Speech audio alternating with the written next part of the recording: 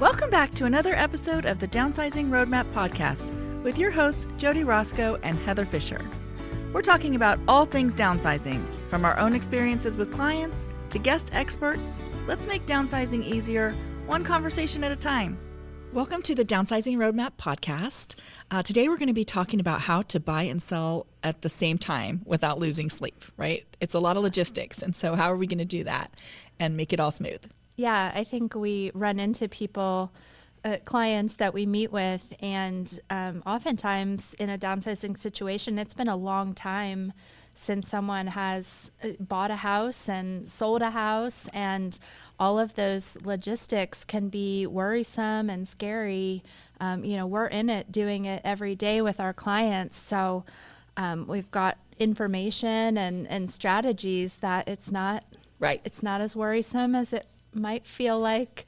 We have plans so people won't be homeless in the interim, and so the finances can work out in different ways, but people are very worried. Yeah. Because they just don't remember how it all works and how to handle it. Right. So we're going to do some stress reducing today about how to buy and sell at the same time. I'm Jody Roscoe. I'm Heather Fisher. And so I think that the number one thing is just get it all in your head, to get all the pieces in your head.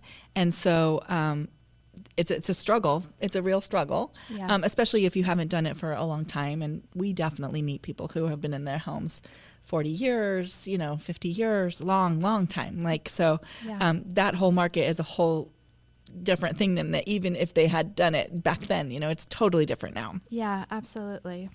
So we want to just talk about what the challenges are first. So I think first, it feels overwhelming, right? It feels like financially it's risky, especially if you haven't done it in a while. It feels like that might be scary. Not sure, back to being homeless, what's that going to look like? Do we have to have temporary housing? Like, how is that even going to work logistically? There may be some health or mobility limits when it's happening, so that makes things feel a little bit harder. How are we going to physically meet a accelerated timeline? Yep. And then, sentimental attachment. So I think it's never, we get a lot of people that will say, well, we're just not quite ready. And it's never about like timing of not being ready. That is never really the reason. There's just underlying emotional reasons or, mental thought process reasons or logistical reasons that they can't, pull that trigger right now. So, we hear things like, well, what if I sell and then I can't find my place, the next place in time, or how will I buy that next place if the equity in my current home is what I'm going to use to buy that? Right. Or what if I buy and then I can't sell my house? Mm-hmm. Like all the different, fears kind of come out. So we'll talk about some different strategies that we can have around figuring out what those manageable steps are. But the 5 things, I think that the 5 struggle things are emotional attachment to the houses. And the answer to that is future thinking, right? So if you're feeling really emotionally attached, and that means you're living in the past of what that experience has been and in the memories, which you can keep those memories as you move forward, right? But I think that the answer, if you're feeling emotionally attached and stuck, the answer to that would be spending some time getting dreamy, because that's what we talk about, future thinking about what that next piece is going to look like. If it's fears of the unknown and change, if that's what you feel like is holding you back, then the answer to that is information, right? Yeah. The only way that we can get past like what if is if we have answers to this is how this is going to go. And so you need some professionals that can help you with those answers, I think. If you're feeling overwhelmed by the workload, I think that the answer to that is, again, professionals or people that can help you. We do that all the time. We go out and talk to people who are thinking about downsizing in the future and figure out what that roadmap looks like. So if that's you, give us a call. We're happy to come and talk to you about what that can look like, and who we have tons and tons of people that do all kinds of things, people that do things I didn't even know existed, that can help you around whatever is feeling overwhelming.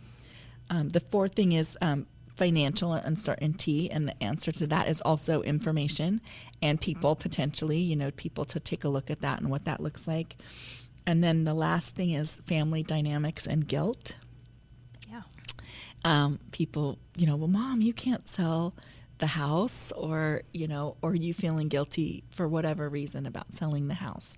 And that's back to, emotional stuff and the future thinking. So really it's either future thinking or information or people. Those are the answers. Yeah. And I think that, we're always advocating for getting as much time on your side as you can to be ready. And that definitely goes back to that time is going to pass. If you're thinking of downsizing in a year or two, if it's not right now due to a crisis or something else putting that time pressure on, that year or two will pass. And you could do nothing but live in the worry and the unknown. Fear. Or you can spend that time on the tools you just talked about, gathering information, finding out who those resources are, having consultations, coming up with that strategy with us or one of our, agents, and getting that information on your side as early as possible takes that fear out, and then you can make progress towards the plan no matter what the time frame is. Yeah, I think that's the thing. And so we've had so many people where we have conversations and we go, we're just going to come and we're going to do, a roadmap. We're going to make a plan for you. And at the end, they're like, oh my gosh, this information has been so helpful. I feel so much better now. I know what to do next now. And it might not be that the next thing isn't moving out of the house, right? There's a list of things that potentially need to be done before it happens, but just knowing what that plan is and knowing more information about how that could happen, I think that is really the key to making a lot of that anxiety and fear go away. Yeah, I think that in conversations with people that haven't moved in a very long time, especially don't know what their options are beyond where they are, so they feel that level of comfort. But if you just start with the being dreamy and then talk to us and say, here's my dream, I want, a peaceful place with no steps that, has these amenities, maybe that's a different house, maybe it's a community, maybe it's a different state or a different location, but armed with that plan, the information can make more sense, and the plan makes sense to what you're going towards. We've met many people that in their mind it's like this house or a nursing home. Those are, nothing in between to just make life so wonderful. Yeah, there are there are definitely more options than that. So let's talk about some of that. So basically preparation is the key, right? Yeah. Starting, getting prepared, talking to people like you said. So define, first, in our 5-step process, right? It's Dream It, which we've talked about so much about really sitting down, taking the time, think about what you want your future to look like, define what that move could look like. Is that, are you going to do a 2-step move? Maybe you're in a big house now. Maybe you need to go to a condo for a few years. In our area, some of the places, some of the communities have 2 or 3 year waits, 4 year waits. In our area, there are certain communities that have quite a waiting list. So maybe you get on the waiting list and you go to a condo for those few years to, do kind of a 2-step process. We have somebody that's talking to us about that right now. Or maybe, maybe that's not it. Maybe you can, find your next step now. But the idea first is to dream about what that's going to look like. Is that, what do you want to do in your life? What are your hobbies? What are you going to spend your time doing? Who are you going to spend your time with? What do you want that to look like? And really spend some time dreaming about what that is. It a condo? Is it a ranch with 1 floor? Is it a community? Is it a different city because it's closer to your family? Like what is that? Yeah, and I think as you start digging into that, I know we met one couple recently that had a plan for a couple years. I think it's been at least probably 6 months to a year since we first met them. And in casual conversation, they had a plan. They're on a waiting list, somewhere here locally. And then we got a call from them, hey, our dreams changed. We now have an opportunity for an out-of-state move. Yeah. And, because they've been information gathering and because they then had us out for more of a strategy, like that's a full possibility. And, but it's happening, and they will likely end up in such a great place close to grandkids. Yeah. But it's because they're being very intentional about thinking about what's next and what they want that to look like, and then letting experts help guide them on how to make that happen. Right. So if you're going to go to a community, then you just need to understand what that looks like, what their timing looks like. Do they have a waiting list? Do they not? If you say, okay, I'm ready to move in, does that mean you can move in next week? Or does that mean you have, a couple months before they refresh the place and then you get to move in? Financially, do you need to put money up front with them, or what does that look like? So there are a lot of questions to be asked when you go, if you're going to go to a community, and kind of figure out what that all looks like. And there are answers for all those questions. Again, I think you need to contact a real estate team that really knows what they're talking about when they're talking about moving into, downsizing and that. So obviously, if you're local, call us. If you're not local to the Dayton, Cincinnati area, then call us anyways, and we will. We have a whole network of agents that we can connect you with to answer these questions. A little bit of information that you've gathered that starts making that dream, that picture really clear, and then the experts like us, we can show you how to get from here to that dream. Yeah.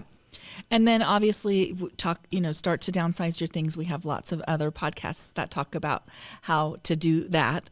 So go listen to some of those other ones that talk about how to actually do the downsizing of the things, beginning that decluttering, and then knowing what your home value is, because there's all kinds of pieces to that. So if you're going to buy a condo, or if you're going to buy a ranch home or something smaller, then you need to know what's out there in the market. You need to know what kind of pricing that looks like. But on the flip side, you also need to know what your house is worth, and if there are things that you need to do to your house. So you do need a really good real estate professional to come in and talk to you about that. And pricing of your house, you just need a realistic market value of what that is, and that is always a snapshot in time. So if you talk to somebody and you're not ready to move for a year or two, they can tell you what that is in the current market, but that could potentially change as the market changes, because the market goes up and down, and I don't think there's going to be giant, changes in the market, but there are changes in the market. So don't get stuck on a price until you're really close to moving. You can get a general idea of what it is, but always that is a snapshot in time. Yeah, absolutely. The other, piece that a real estate professional like us can help you with is that timeline. Once you have some of those other pieces of information, just talking through, are you moving first? Are you selling while you're still living in the house? I think we'll go through a couple of the most common game plans on what that can look like. But deciding that with, your real estate agent can set, there's a lot of milestones in that timeline, saying, I want to be sold and have my proceeds in my pocket, by this date does not, there's a whole backup from that as to when you should go on the market and when you should do other various steps. So you're not alone in needing to figure all of that out. Call us early so we can backtrack up to that a roadmap of what step to do when. Yeah, how soon to put the house on the market, or like you said, if you're going to buy first or sell first. So let's talk about that. Let's talk about kind of the main options of what you can do, right? So you want to end up in a different place. That's the goal. So are you going to sell your house first and then buy? That's an option. So if you sell your house first and then you buy, you know what proceeds, you know what your house sold for, so you know exactly what the proceeds were. but you may be homeless for a minute. So you have to have, it's a safer financially, but it might require a double move. Not necessarily, but it could require a double move where you have some kind of temporary housing, whether that means you go live with the family and pack your stuff up for a little bit, storage, or you rent, a short-term place or whatever that looks like. That way you can buy without being contingent, without any pressure, any of that. And you know exactly what your proceeds were and how long it took to sell your house. And I think it does matter what the market is in general currently. We've been in a market where houses have sold really, really quickly. And so in that market, then in that particular kind of market, you usually wanted to find where you were going first because that was going to be the harder part and selling your house was going to be the easier part. We are moving towards a place where selling the houses is just taking a little bit longer right now. And so that may change our strategy in what we say, in what to do. But if you want to sell first and then buy, financially safe, figuring out possibly where you might have to live for a little while you find the house you want to buy. Yeah, and I would say definitely where you have that financial security of knowing your home is already sold, make sure you also are factoring in, though, that some of those temporary solutions are another part of the financial equation. How much will you have to pay for storage unit if you need that? Are there different rental costs? Are there deposits you might lose if it's a short-term lease? Double moving costs. The moving trucks to physically move you. There are costs in that you just want to make sure. Sometimes that's still a great plan, but make sure you know the availability of where you would want to go for that temporary housing, the welcoming of your adult kids that want you to move in for a few months. Make sure you have that part of the plan fully fleshed out and that you know the costs associated so you're not surprised and take a hit, with some chunks of money that you were counting on for your next step. Just make sure to factor those in. Yep. So then plan B would be buy first and then sell. And that's kind of what we have been doing more in this market that we have just been in.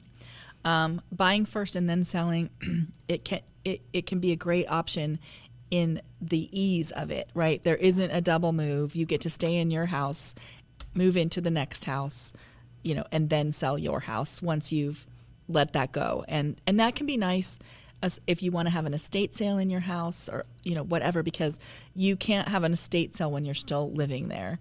Most estate sale people won't do that. So, being able to, if you're financially capable of, holding on to the house and doing the first, finding the one that you're either going to buy, condo, ranch, what you're going to buy, and then, or go into a community and then sell, that is the easiest on you. Yeah. As far as logistically doing the double moves. There are a couple ways we can do that. If you have outside funds, great. You may have to carry both houses. A lot of the people that we talk to that have lived in their houses a really long time don't have a mortgage on their house anymore. So if you don't, then you're just going to be paying utilities and et cetera for that house, while until it's on it the sells. market, yeah. If you still have a mortgage on that, you may have to pay both of those. There are some loan products if you're going to buy a new condo or you're going to buy a new ranch home or something like that. There are some loan products where you can blanket or bridge the two houses together so that you can use the equity in the house that you have to buy the next house. So you won't be contingent and you won't struggle negotiating, needing to sell your house before you buy the next one. So there's some value in that.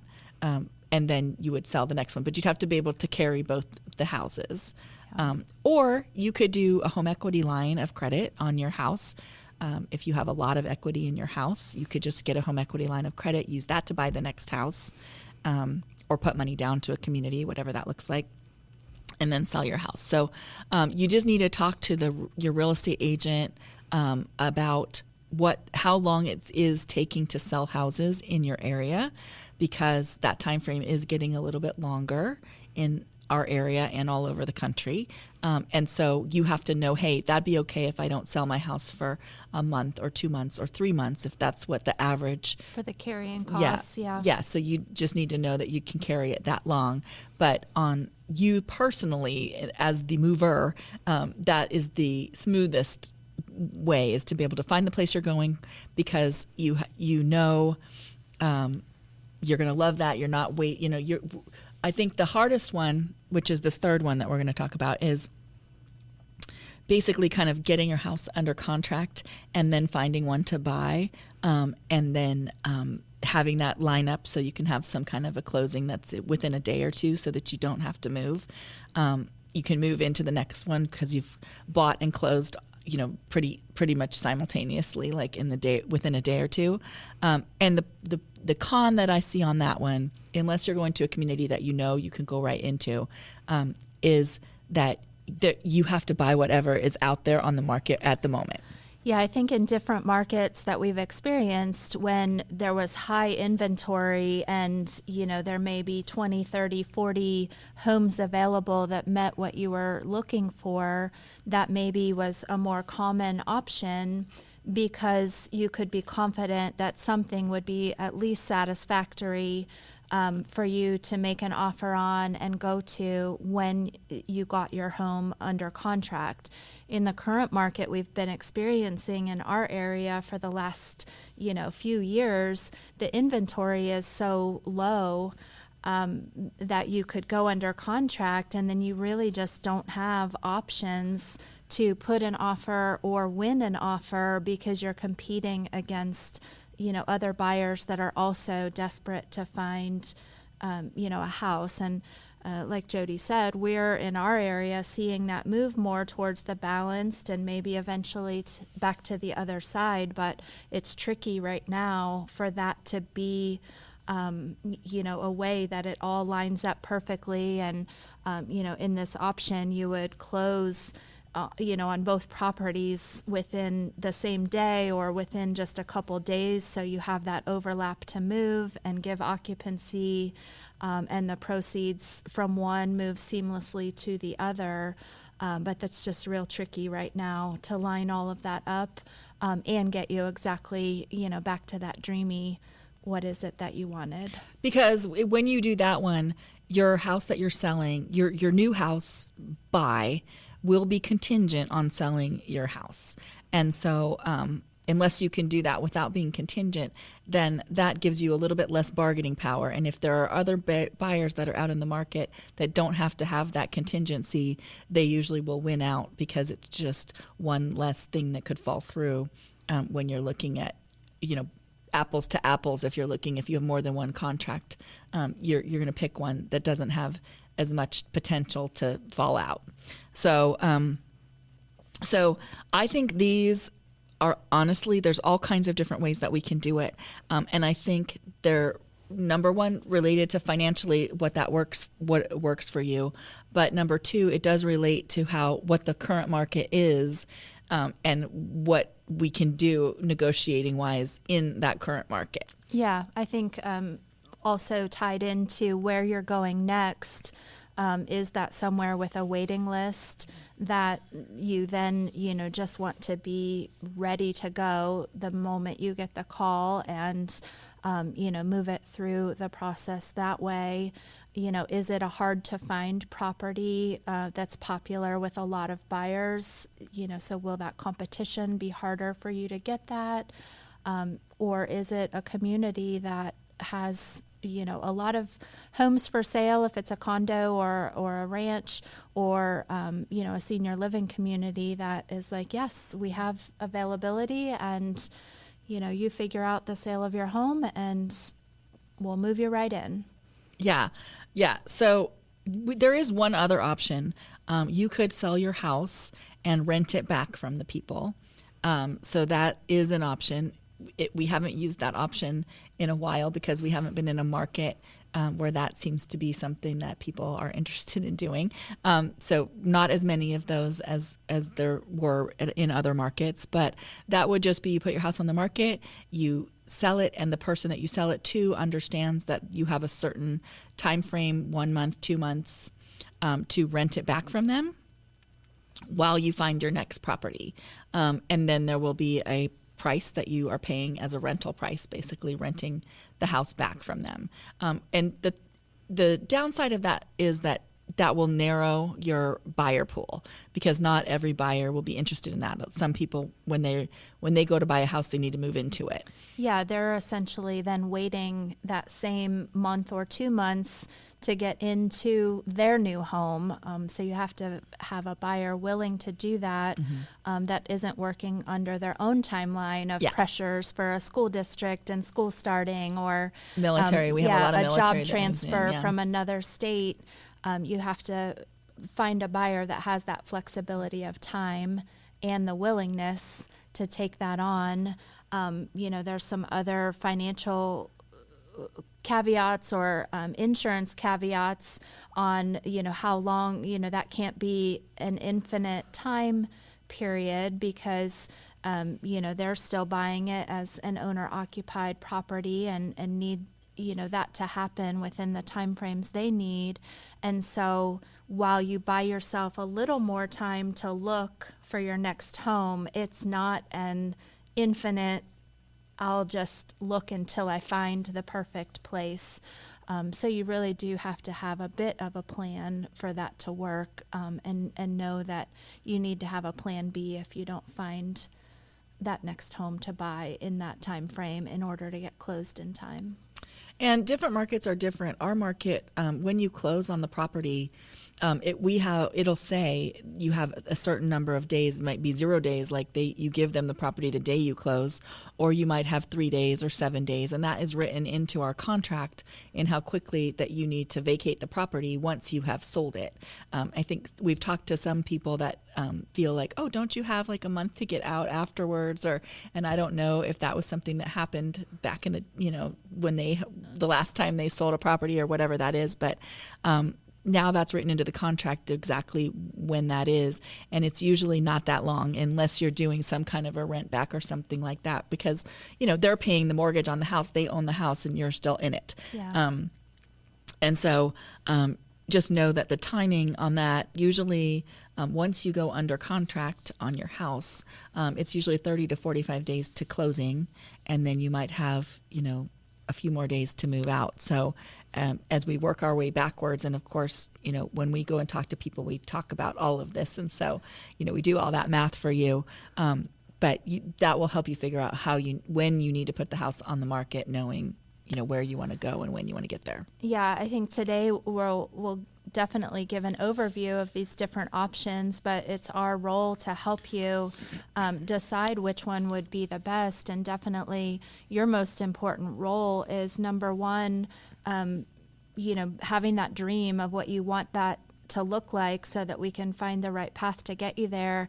And then working on, what we talk about in most of our other episodes is getting ready.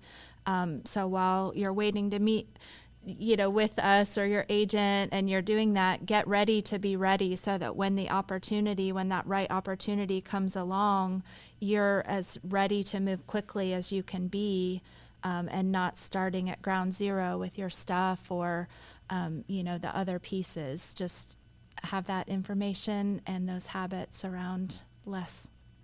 Yeah. Yeah. If you have the luxury of time, use it wisely and start, downsizing your things inside of your bigger house right now so that you can get there when that time comes.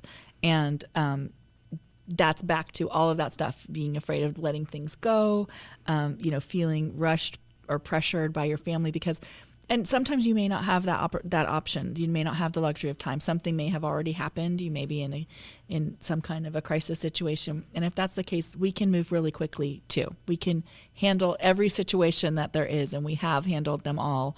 But if you have the luxury of time, take the time, get ready, find out the information, handle your things. It will feel much, much better. Even if you think, I want to downsize in 3 to 5 years, I would start handling the things that you want to downsize already so that you can be prepared. The things and handle the information gathering. We can point you in lots of directions, but make those, phone calls and start getting some information Because I think what we see very often is people just procrastinate because of the unknown, and in their mind it is so much harder than what it actually is.